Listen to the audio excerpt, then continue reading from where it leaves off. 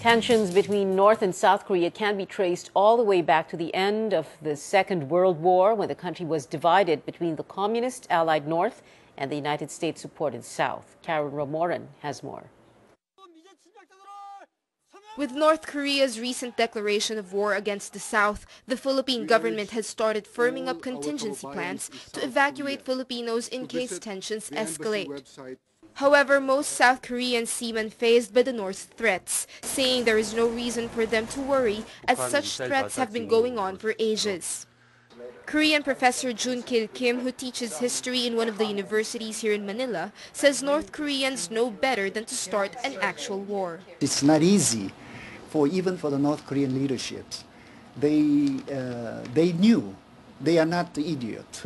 They knew already that if they provoke and their provocation lead a war, that means the end of their leadership, end of their regime.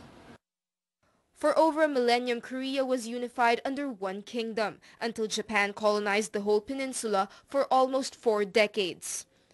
Following World War II, which ended in Japan's surrender, the United States and Soviet Union agreed to temporarily occupy Korea, and it was then equally divided to the two powers. It was drastically decided between US and Soviet Union to divide the line 38 parallel. That means 38. That is the beginning of Korean division. Professor Kim says the line that was only supposed to divide Korea under the temporary occupation ended up being consolidated after the failure of holding free elections throughout the peninsula in 1948 and the Korean War. The Korean War, which ran from 1950 to 1953, was at one time supported by the People's Republic of China. Communist forces led by then North Korean leader Kim Il-sung invaded the South. However, the United States came to the South's aid, providing over 300,000 soldiers to repel the invasion. At the end of the war, the Korea Armistice Agreement was signed, ensuring complete cessation of hostilities between the two Koreas until a final peaceful settlement is achieved. The North and the South eventually went on their separate directions, with the South picking democracy under the American influence and the North becoming communist just like the Soviet Union. In the North, they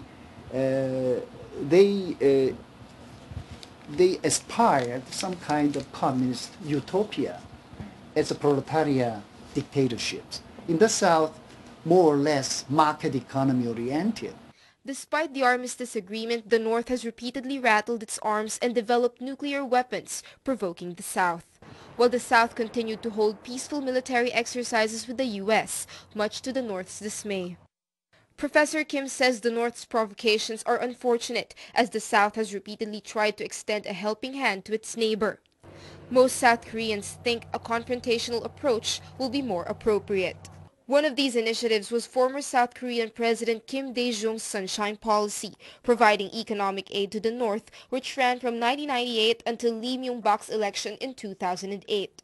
The result was different, because instead of they use this kind of foreign aids to develop economically and to sustain their economic statuses, but they use it to create the weapons, atomic weapons. Various incidents of violence happened between the two Koreas. One of them was the artillery battle in Yeonpyeong Island in 2010, when 4 South Koreans were killed and 19 were injured. The North said they were only retaliating after their territorial waters were fired at during a South Korean artillery exercise. Also in 2010, South Korean Navy ship ROKS Cheonan sank into the Yellow Sea after being hit by a torpedo.